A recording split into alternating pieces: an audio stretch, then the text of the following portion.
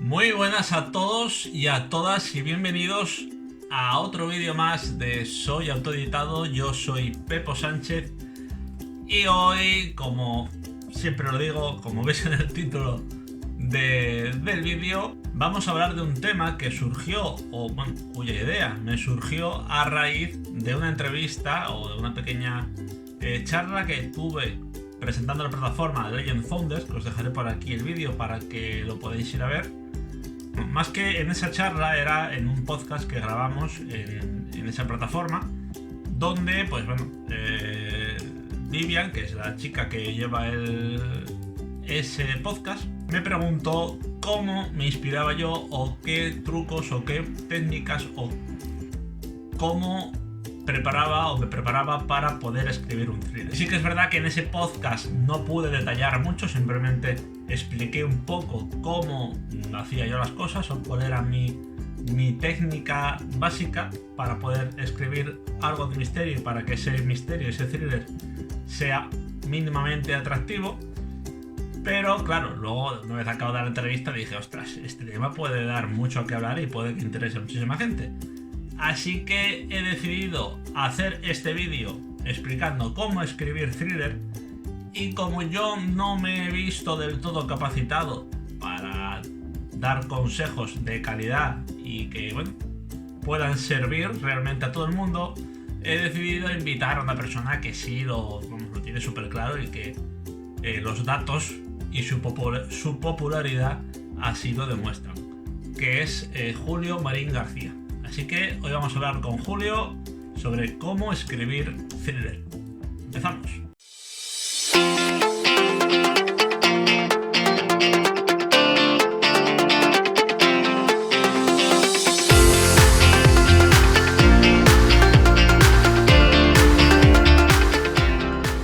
Como ya habéis visto, tenemos aquí a nuestro invitado de hoy, que es el señor Julio Marín García. Bienvenido, Julio. Muchísimas gracias por aceptar la invitación. Muy buenas, Pepo. Enorme. Nada, gracias a ti por invitarme. Ya sabes que a mí todo esto me encanta y todo lo que sea oportunidad de hablar y de expresarme y de que, la gente pueda conocerme un poquito más, yo encantadísimo. Pues bueno, no creo que haga falta presentarte, ya creo que la gente que vaya a ver este vídeo ya sabrá, más o menos tendrá una mínima noción de quién eres, pero bueno, si quieres presentarte o quieres hablar un poco de ti, estás completamente libre de hacerlo.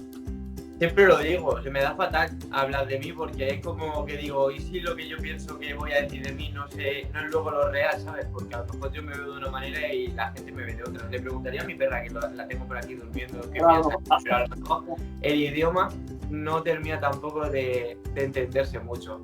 Así que no sé, me llamo Julio Marín, como muchos ya sabéis, y pues soy escritor o algo así dice. Y además pues un poco me gusta hacer un poco el personaje por las redes sociales y esas cosas. Soy muy pesado, así que quien quiera seguirme y todo eso ya sabe que va a sufrir mucho, pues eso, contenido, historia, mis desahogos, mis consejos, que también a veces los doy. Y básicamente ese soy yo. Bueno, pues si no seguís a Julio, lo seguís, que dejaré abajo sus redes sociales. Bueno, Julio es un escritor, se podría decir, multidisciplinar, ¿vale? Toca todos los géneros, toca todo, porque ha escrito fantasía, ha escrito romántica, ¿vale? Si se puede llamar así, porque Pues el amor es más género romántico que otra cosa, ¿no? Tiene... Yo creo que, creo que no lo es, y la gente que lo ha leído, que es más especialista en el género romántico, a mí me ha dicho que realmente no es como tal un romance, sino más bien una historia de vida. En esa historia de vida hay un romance que digamos que capta como un gran porcentaje del libro, pero al final va más sobre la historia de las personas en sí, de cómo avanzan sus vidas, es decir, en este caso LGTB, es decir, sobre la homofobia y demás.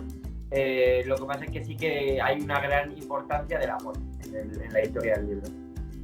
Bueno, pero como todos sabrán, o la gran mayoría sabrá, tú te diste a conocer por un thriller ¿vale? Que fue, digamos, el que te dio la fama, la gran fama que tienes, sobre todo en Instagram, ¿vale? En redes, y por la que yo te conocí, que fue ese maravilloso thriller que fue Los 3 suicidios de Marcos Ruiz, ¿vale? Y como hoy el vídeo se trata o se titula cómo escribir thriller, qué mejor que una persona que ha tenido tantísimo éxito con ese thriller y que ahora va a sacar la secuela de esa novela, que es El legado de Marcos Ruiz.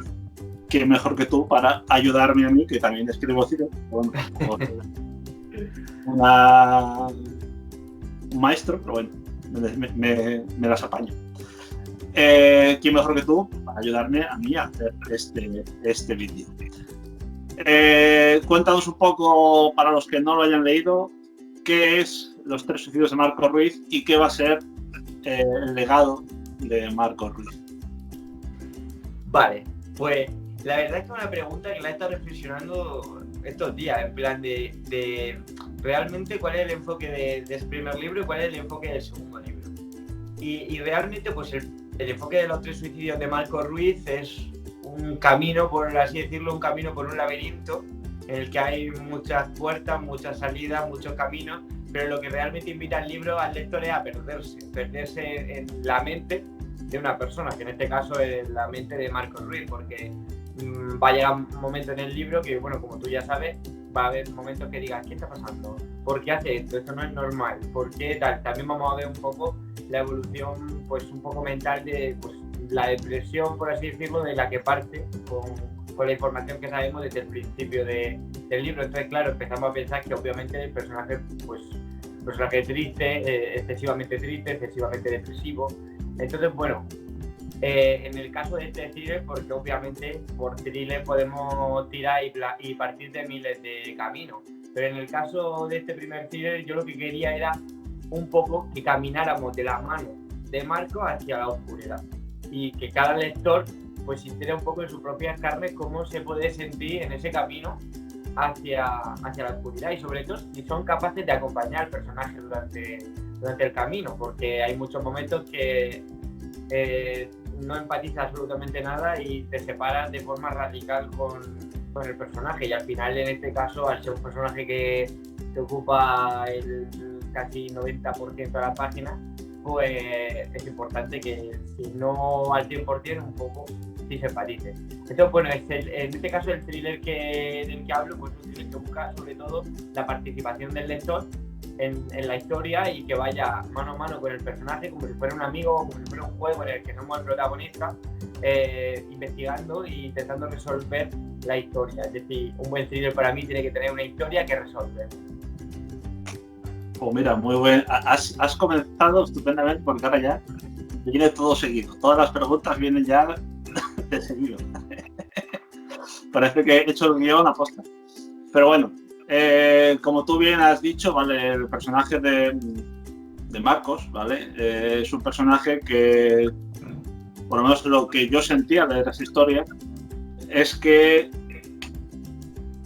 todo lo que le pasa o todo lo que vive durante esa historia, creo que a todas las personas o a todos los lectores, alguno de esos momentos que vive le pueden resultar familiares, porque, a ver, evidentemente no a los niveles de Marcos Ruiz, pero sí a un nivel un poquito más de andar por casa, ¿vale? El tipo de saldo, que es el tema del bullying, tema de acoso, por así decirlo. Pues yo creo que no todos hemos sufrido bullying, pero sí es verdad que siempre pues has tenido algo parecido, ¿no? Pero bueno, sí que es verdad que ahí ese tema me gustó muchísimo y chapó. Bueno, primera pregunta. ¿Cómo planteas tú a la hora de escribir un thriller o una de tus novelas? ¿Cómo lo planteas? La pregunta típica del mapa brújula, pero un poco más centrada en... Vale. Yo funciono, o sea, en mi caso, ¿vale? Yo siempre lo digo, en mi experiencia, yo funciono de la siguiente manera. Yo tengo una idea, ¿vale? Y esa idea, pues siempre la apunto aquí. Ahora mismo en el cuaderno que estoy usando es este, mira qué chulo, de Juego de Tronos. Ese cuaderno que estoy usando para apuntar ideas, y solamente lo uso para apuntar cosas muy básicas. En plan, me viene la idea, apunto una frase de lo que quiere decir esa idea, y entonces dejo que durante un par de días, no me gusta ponerme a escribir al momento, sino que dejo que esa idea durante un par de días madure. Entonces a veces me pongo exclusivamente a hacer una lista de ideas y empiezo a buscar cosas y empiezo a relacionarlas. Que para mí la parte de relacionar cosas es muy importante, porque a lo mejor en esa relación de cosas me van saliendo los temas importantes o temas secundarios que voy a ir introduciendo en la novela, ya sea con la aparición de ciertos personajes o directamente pues de la mano del personaje principal. Y cuando ya tengo unas 2 páginas, aproximadamente 2-3 páginas de ideas en la libreta, que ya tengo una base, me pongo en el ordenador.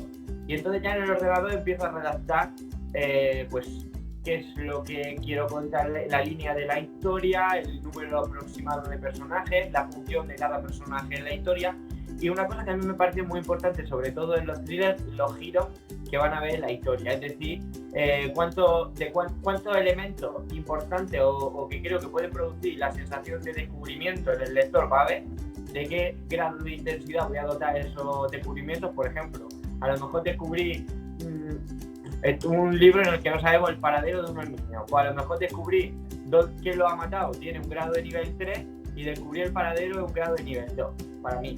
Entonces, bueno, esta categorización de los grados es algo que me estoy pensando yo, no me baso en ninguna teoría ni nada, sino que a mí me gusta categorizar en base a lo que yo creo que puede sorprender. Y para asegurarme de mantener la atención del lector, voy soltando estos descubrimientos poco a poco, en vez de reservármelos todos para el final, voy soltando algunos giros conforme avanza la página. Mi ratio aproximado es de que de cada 60-70 páginas haya por lo menos un elemento de autodescubrimiento que pueda hacer a un lector que se está aburriendo retomar el libro. Eso es un poco como yo funciono, y obviamente al que lo está disfrutando mucho, pues que lo disfrute todavía más. Bueno, lo que acabas de contestar ahora mismo es la respuesta a la siguiente pregunta, que era el tema de los giros argumentales. No, pero que me parece muy bien, porque la pregunta era: ¿piensas que el exceso o la racanería de plot twists, de giros argumentales, afecta a la hora de la trama en sí? ¿O piensas que simplemente es un recurso para mantener al lector enganchado? Yo creo que la utilización correcta, porque claro, tiene que ser correcta, de los plot twists, siempre va a engancharte todo, porque al final, si lo justificas con algo coherente, no es que estés usándolo simplemente como un elemento de bueno, quiero mantenerte intrigado, sino que realmente es un elemento que forma parte de la historia de forma natural.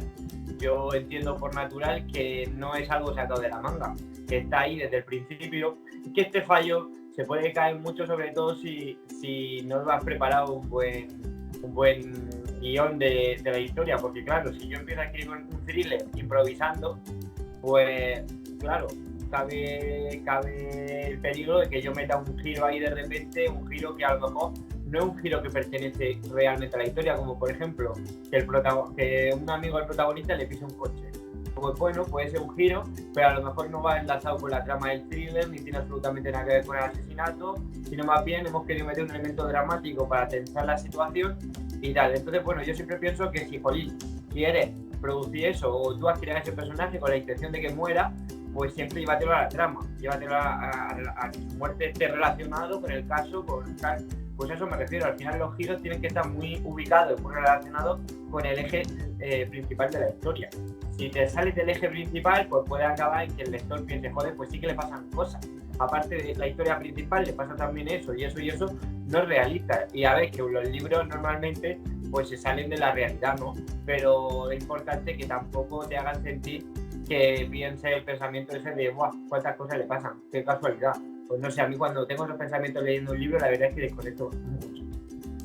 Hombre, a ver, que una de las misiones de un buen libro es eso, que te va a dar de la realidad.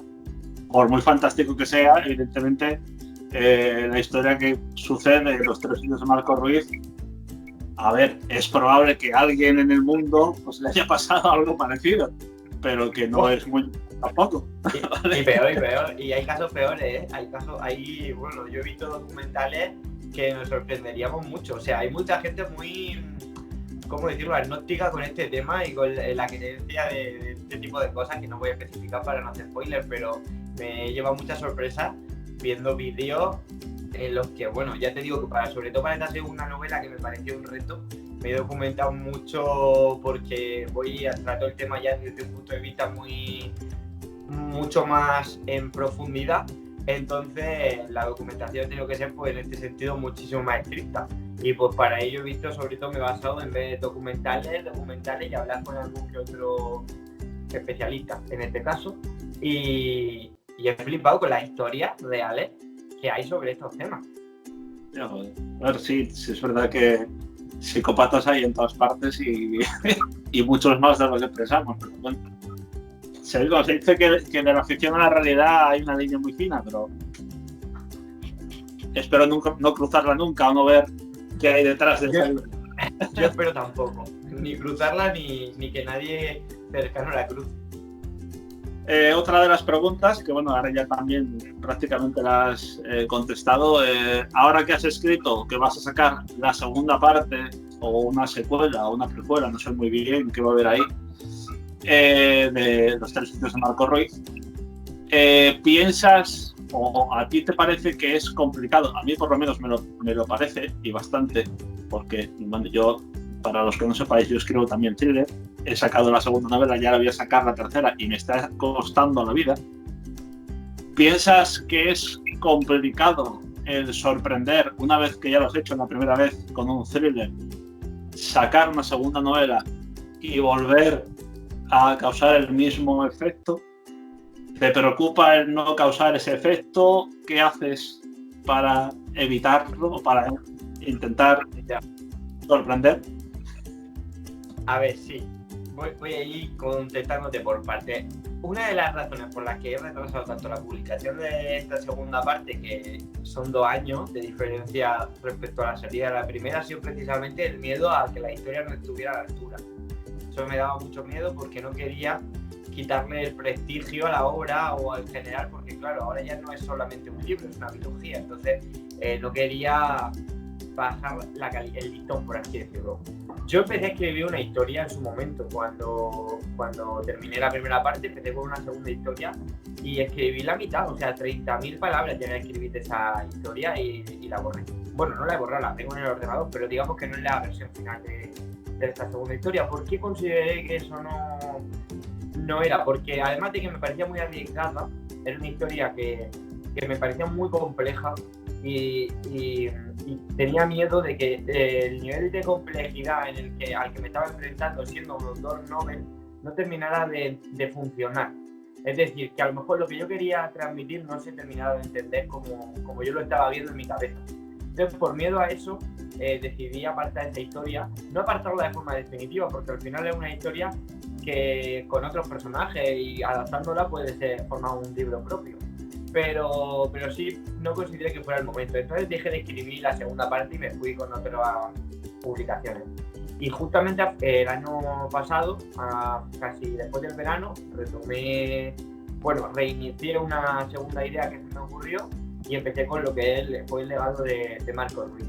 Cuando empecé a escribirla me di cuenta, de que yo no iba a escribir una segunda parte que siguiera exactamente igual que la primera, porque la primera ya la habíamos superado. Digamos que pensé en tratar lo que es el problema de Marco desde 2 perspectivas. La primera, que es la de no lo sabemos, y la segunda desde la perspectiva de que ya lo sabemos. Entonces en la segunda parte no juego con el misterio de qué le pasa, porque obviamente todos sabemos lo que le pasa, sino que juego un poco más con la ira, con la locura de cómo una persona puede afrontar una realidad tan complicada cuando está en un camino en el que uno no tiene ayuda, porque ese tipo de problemas dan mucho miedo y hay un abandono y ¿cómo decirlo? Un abandono social muy grande. Y 2, hay mucho estigma también sobre eso. Entonces la segunda parte directamente estamos ya en la oscuridad y vamos a ir escuchando voces que quieren la luz, voces que quieren la oscuridad, y que esas voces van a ir distorsionando todo el panorama. En este caso el libro incluso se centra solamente en un único escenario, que bueno, esto realmente no es que sea un spoiler porque es como empieza el libro, que es un centro, un hospital psiquiátrico, y en ese hospital psiquiátrico es donde vamos a ir viéndolo todo, tanto las conversaciones de antes, de ahora, los diferentes personajes que interactúen, los reales, los no reales, todo se va a ir viendo desde ese escenario. Y bueno, yo estoy contando esto por una pregunta que me has hecho y estoy yendo por las ramas y creo que ni me acuerdo. No sé si ya se te Además, se te ha costado escribirlo para sorprender. Claro. Entonces, a la conclusión que he llegado es que la sensación que va a producir en el lector es diferente. Eso estoy seguro. No sé si voy a conseguir sorprender de la misma manera que en el primer libro, pero yo creo que en cierto modo al conocer ya a los personajes, las cosas que vayas descubriendo aquí, si te ha gustado el primero, creo que te va a gustar. Porque uno, va a conocer un poco más la historia del pasado. Es decir, va a conocer cómo era realmente esta persona de muy, muy joven y qué cosas vivió de forma más detallada que casi que pasa muy por encima en el primer libro. Vamos a tener escenas reales de su pasado. Entonces yo creo que esa información complementaria ya de por sí va a satisfacer al lector que le ha gustado la primera parte, porque va a tener una idea más fiel de la historia del personaje. Y luego es verdad que hay unos giros que juegan un poco con qué está pasando, ¿no? Hay una cosa que, bueno, no le voy a decir que es como el giro importante del libro, que, bueno, algunas personas lo descubrirán. La verdad es que los lectores cero que he tenido, ninguno lo ha acertado al 100%, si han habido alguna aproximación, pero nadie al 100%. Pienso que a lo mejor gente que espera otra locura como la del primer libro, a lo mejor pueda decepcionarse.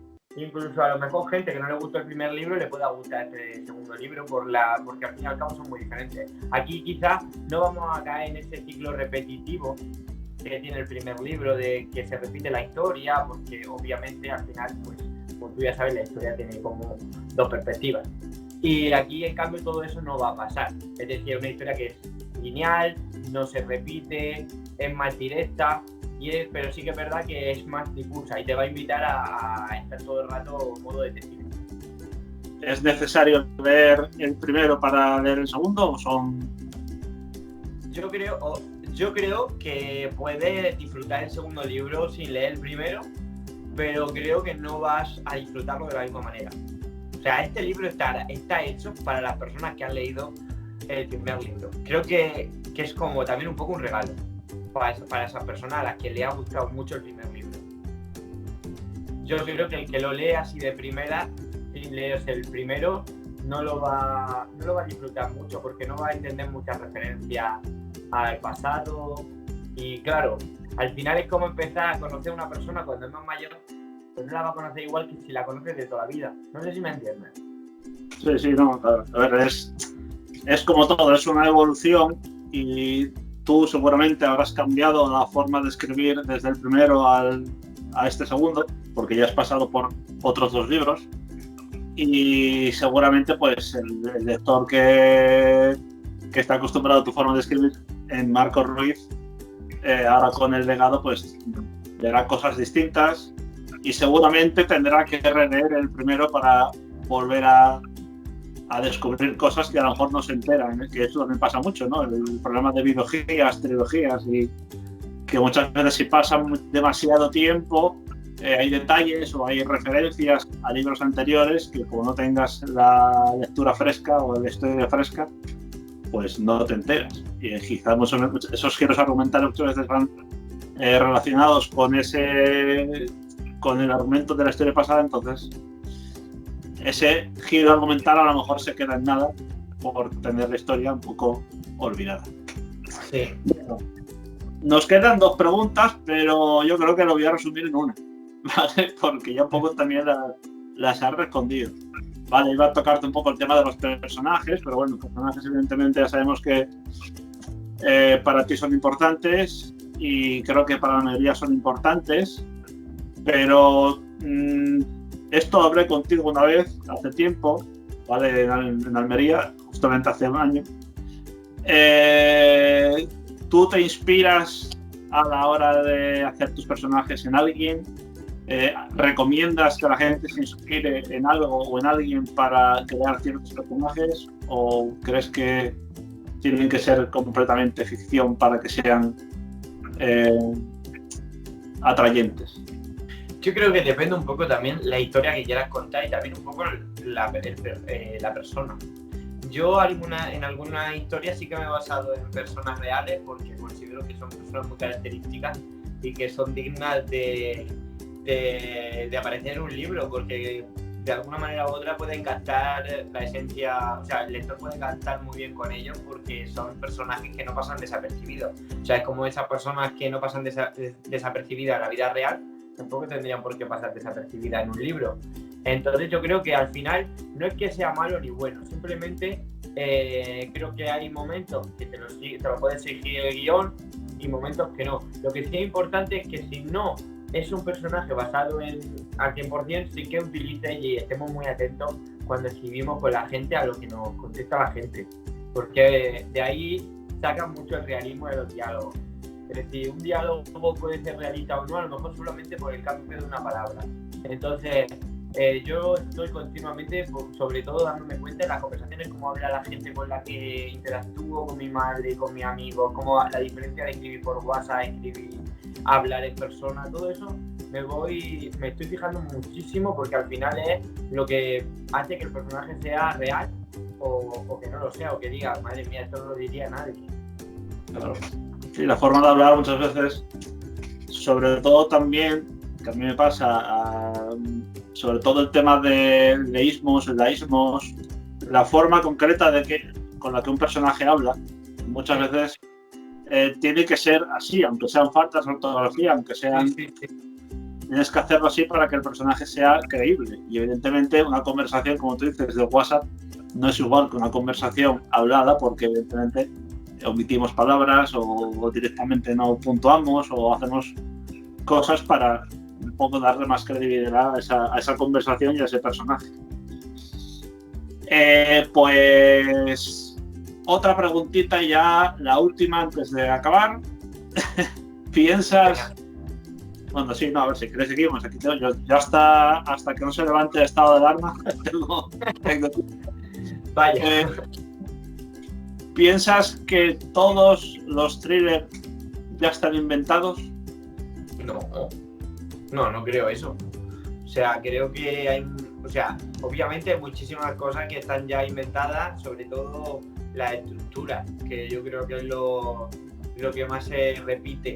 Pero yo creo que hay ideas originales muy interesantes todavía para explorar y simplemente lo que creo es que la gente se le está acabando la creatividad, pero la creatividad tenemos que ahí potenciarla y pensar en crear cosas nuevas y cosas diferentes, porque al final, si tú, por ejemplo, estás muy puesto en thriller y has leído grandes thrillers y eres capaz de sacar una nueva idea haciendo una quimera de 4 o 5 historias que son diferentes, al final estás creando algo nuevo. Aunque exista, pero estás creando algo nuevo, porque la fórmula final es diferente.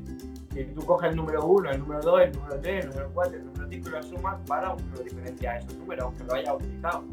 Entonces, al final, hay que ver mucho cine, hay que ver muchas series, hay que leer muchos libros y hay que coger ideas e intentar ser original. Yo creo que el gran problema, hay muchas historias, pero luego al final, en cierto modo, los personajes suelen ser muy básicos. Y, por ejemplo, a veces nos cuesta arrancar y pasarnos de sangrientos, pasarnos de duros, pasarnos de, no sé, de romper un poco lo políticamente correcto para dar un paso más. Y no nos estamos dando cuenta que realmente lo que está triunfando ahora son aquellos libros y aquellas series que rompen con lo políticamente correcto. Entonces no pasa nada por si en tu libro tienes la necesidad de reflejar una escena completamente desgarradora, completamente sangrienta, completamente dura, que hazlo. O sea, no pienses que la tienes que aflojar, porque a lo mejor precisamente no va a ser un libro para todo el público, pero para el público, para el que sea, va a ser brutal. Y al final eso es lo importante, que para el que te vaya a leer y además le guste el género, sea su referencia. Yo en Los 3 suicidios de Marcos Ruiz, no sé si, yo creo que lo habrás visto, hay muchas personas que no han además de ser el libro que me ha dado a conocer, también ha sido el libro con peores críticas. O sea, tiene muy buenas críticas. Es el libro que tiene más comentarios de todos los libros que he publicado, el que más ha vendido, pero también es verdad que es el que peor nota de mis 3 libros, aunque una buena nota, pero es el que peor nota tiene. Y es el único libro que tengo que me han dado bastantes reseñas de 1 estrella, porque o no han soportado el nivel de dureza de algunas escenas, o porque, bueno, no hay personas que no están preparadas para leer sobre género o temas tan oscuros, por así decirlo. Que sea duro o no, tampoco implica que sea malo. O sea, no es... No. Pero al final, como las opiniones son subjetivas, pues sí, claro, tú empiezas a leerlo y tienes que cerrarlo porque te da angustia, pues, y me reseñas con 1 estrella, yo lo entiendo, oye, es tu opinión, pero yo no me arrepiento. Yo no voy a emblandecer esa escena para que tú puedas leer la historia. ¿Sabes lo que te quiero decir? Porque la esencia de esa historia, y a lo mejor el hecho de que otra persona le haya dado 5 estrellas, es porque esa escena desgarradora le ha hecho sentir precisamente eso, que sea desgarradora. Bueno, pues ya para despedirnos, ¿qué consejos puedes dar tú a una persona que quiera empezar a escribir thriller así de manera rápida, sin mucho explayismo? Pues ¿te atreverías a dar consejos? Sí, yo lo doy, pero básicamente ya lo he dicho. Sobre todo antes de empezar tenemos que conocer. Entonces, antes de empezar a escribir un thriller, tenemos que conocer thriller, hacernos con el género, leer mucho sobre el género, ver series de thriller, películas de thriller, porque hay grandes obras que pueden servirnos de referencia, encontrar cuál es nuestra estructura. Esto lo dije en un vídeo hace no mucho. En los thrillers, sobre todo thrillers, es muy importante la estructura que elijamos. La mayoría de gente que empieza a escribir thriller no conoce bien los tipos de estructuras que hay a la hora de contar un libro, y va por la básica, la lineal. Los thrillers tienen muchas formas de contarse. Es muy importante que en un thriller juguemos con la estructura, porque jugar con la estructura puede darnos, hacer que un libro sea bueno o que sea un libro más. Es decir, ¿cómo lo vamos a contar? Si va a ser lineal, si va a haber capítulos en el pasado y capítulos en el presente, si la vamos a contar por personajes, si un personaje nos quiere engañar. Es decir, es muy importante antes de empezar a escribir la historia saber qué cuenta la estructura de la historia.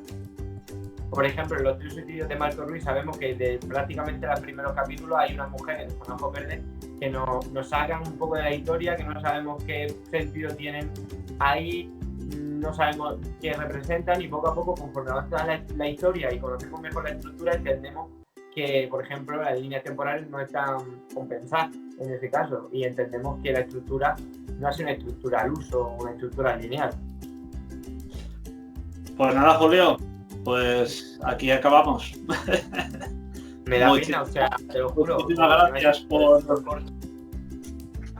Muchísimas gracias por aceptar la invitación, y espero que a todos los que ven el vídeo les sirva un poquito de ayuda a la hora de escribir un thriller, aunque sea un poquito parecido o que tenga la misma repercusión que los tuyos. Y que nada, que lo he dicho, que nos vemos muy pronto, y que gracias por todo. Y que por favor saca ya, por cierto, ¿cuándo sale el legado de Marco Ruiz? En mayo, sale en mayo. Me ha dicho la editorial que para finales de mayo lo tendré. O sea que está en el horno y está, vamos, que enseguida ya lo vaya a poder leer y vaya a poder meteros en esta historia con vuestra propia lupa. Tengo ganas, de verdad que sí. Muchas gracias por la invitación, espero que os haya servido los consejos. Voy a pedir perdón porque sé que mucha gente va a pensar que no estoy mirando a la cámara, porque te estoy mirando a ti todo el rato y me doy cuenta que a veces miro el objetivo, pero a la pantalla. A la hora de editarlo, como se va a ver uno enfrente de otro, no va a parecer que estás mirando al vacío, vas a parecer que estás mirando a mí directamente. Perfecto, vale, pues sí. Pues nada más, hasta aquí el vídeo de hoy. Espero que os haya sido de utilidad todo este pequeño coloquio que hemos tenido entre Julio y yo, con esta pequeña entrevista.